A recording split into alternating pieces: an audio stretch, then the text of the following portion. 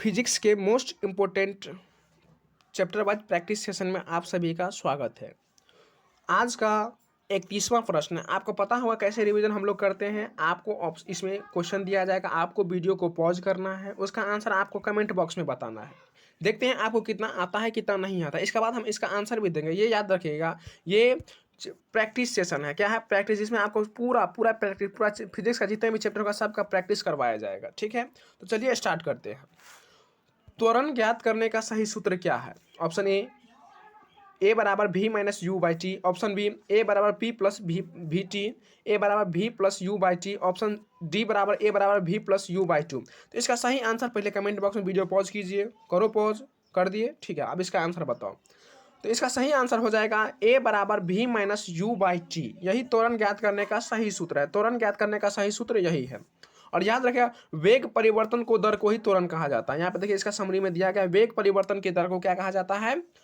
त्वरण कहते हैं। ठीक है, अगला है, पदार्थ के संवेग और वेग के अनुपात से कौन सी भौतिक राशियां प्राप्त की जाती है? ऑप्शन ए वेग, ऑप्शन बी त्वरण, ऑप्शन सी द्रव्यमान, ऑप्शन डी बल।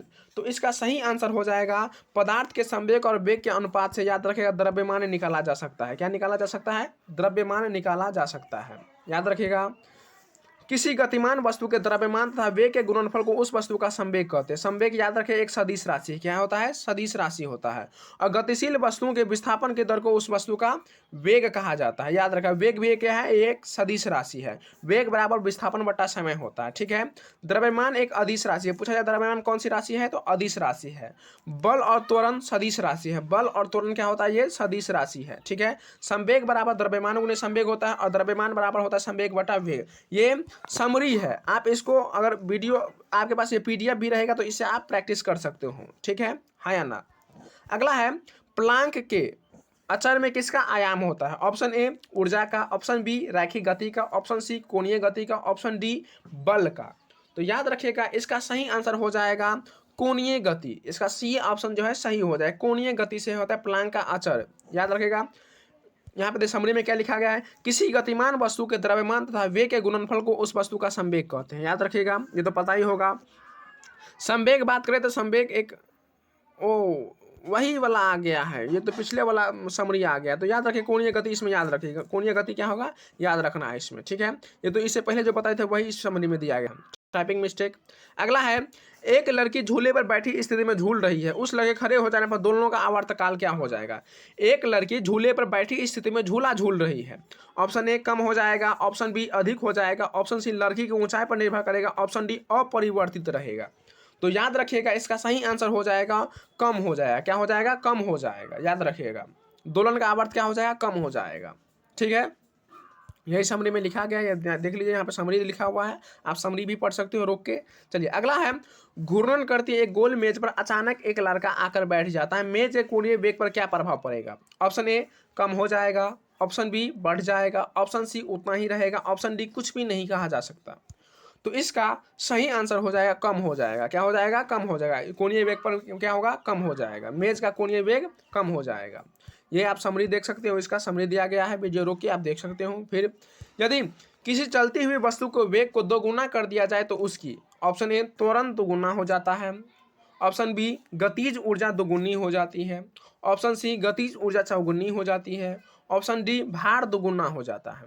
तो याद रखिएगा, इसका सही आंसर हो जाएगा ऑप्शन नंबर सी जो है, गतिज ऊर्जा चौगुनी हो जाएगी। गतिज ऊर्जा क्या हो जाएगा? चौगुनी हो जाएगा। ठीक है, अगला है, किसी पिंड के द्रव्यमान तथा भार में अंतर होता है क्योंकि? ऑप्शन ए द्रव्यमान परिवर्तनीय होता है जबकि भार स्थिर रहता है। द्रव्यमान स्थिर रहता है जबकि भार परिवर्तनीय होता है। दोनों सत्य है, दोनों गलत है। इसमें से कौन सा ऑप्शन सही होगा? तो याद रखिएगा, इसका ऑप्शन जो है बी नंबर सही हो जाएगा। द्रव्यमान स्थिर रहता है जबकि भार परिवर्तन होता है, परिवर्तनीय होता है। द्रव्यमान स्थिर रहता है जबकि भार परिवर्तनीय होता है। अगला है, यहाँ पे पढ़ सकते हो, किसी भी पिंड का द्रव्यमान सदैव नियत रहता है जबकि भार स्थान बदलने पर बदलता है। याद रखिए, द्रव्यमान हमेशा हर जगह स्थिर रहेगा जबकि भार परिवर्तन। उदाहरण के लिए आप देख सकते हो कि आपका भार अगर 30 N है तो चांद पर आपका भार 5 N हो जाएगा, जबकि द्रव्यमान में कोई परिवर्तन नहीं होगा। इसलिए ऐसा होता है क्योंकि चांद पर गुरुत्वाकर्षण पृथ्वी का केवल 1/6 गुना होता है। याद है, अगर आपका वजन अगर पृथ्वी पर 30 किलो है तो चंद्रमा पर आपका वजन 5 किलो हो जाएगा, यानी 1/6 गुना होता है। अगला है, किसी भी स्थिर या गतिशील वस्तु की स्थिति और दिशा में तब तक कोई परिवर्तन नहीं होता जब तक उस पर कोई बाह्य बल सक्रिय न हो। यह है न्यूटन के गति का विषयक प्रथम नियम, द्वितीय नियम, तृतीय नियम, गैलीलियो का गति का विषयक नियम। इसमें से कौन सा ऑप्शन आपको सही लगता है आप कमेंट में बताइए वीडियो पॉज करके। तो याद रखिएगा इसका सही आंसर हो जाएगा गति के प्रथम नियम का, इसका जो है ये पालन करेगा, गति का प्रथम नियम होगा। ठीक है, अगला है गति का प्रथम तो हो गया। अगला है किसी असंतुलित बल द्वारा किसी पिंड में उत्पन्न त्वरण होता है। ऑप्शन ए बल के व्युत्क्रमानुपाती होता है, ऑप्शन बी बल के अनुक्रमानुपाती होता है, ऑप्शन सी बल के प्रभाव से स्वतंत्र होता है, ऑप्शन डी शून्य होता है। तो इसका सही आंसर हो जाएगा ऑप्शन नंबर बी, बल के अनुक्रमानुपाती होता है, बल के अनुक्रमानुपाती हो जाएगा, बल के अनुक्रमानुपाती होता है। अगला है न्यूटन के गति के तीसरे नियम के अनुसार क्रिया तथा प्रतिक्रिया से संबंध। ऑप्शन ए हमेशा एक ही वस्तु पर लगे होना चाहिए, ऑप्शन बी भिन्न भिन्न वस्तु पर लगे हो सकते हैं, ऑप्शन सी हमेशा मित्र मित्र वस्तुओं पर ही होना, हमेशा भिन्न भिन्न वस्तु, यहाँ पे भिन्न भिन्न होगा, का परिणाम बराबर होना चाहिए किंतु उनकी दिशा समान होनी चाहिए। तो इसका याद रखेगा ऑप्शन नंबर सी जो है हमेशा भिन्न भिन्न वस्तुओं पर होना चाहिए, लगे होना चाहिए। ठीक है, इसका समरी आप पढ़ सकते हो। न्यूटन के गति के तीसरे नियम से अनुसार क्रिया तथा प्रतिक्रिया से संबंध बल हमेशा भिन्न भिन्न वस्तुओं पर लगे होना चाहिए। ठीक है, लास्ट में कहेंगे इस दुनिया में नामुमकिन कुछ भी नहीं है, हम वो सब कर सकते हैं जो हम सोच सकते हैं और हम वो सब सोच सकते हैं जो हमने कभी सोचा ही नहीं। ठीक है, तो बस ये आज का लास्ट था। इसका आप देख सकते हो इसका चैप्टर वाइज प्रैक्टिस है, चैप्टर वाइज प्रैक्टिस आपको करवाया जा रहा है, चैप्टर वाइज प्रैक्टिस इसमें हो रहा है। कोई भी एग्जाम हो जिसमें वन डे कॉम्पिटेटिव एग्जाम कोई सा भी हो जिसमें ऑब्जेक्टिव टाइप क्वेश्चन पूछता हो, सब में आपको इंपॉर्टेंट होगा।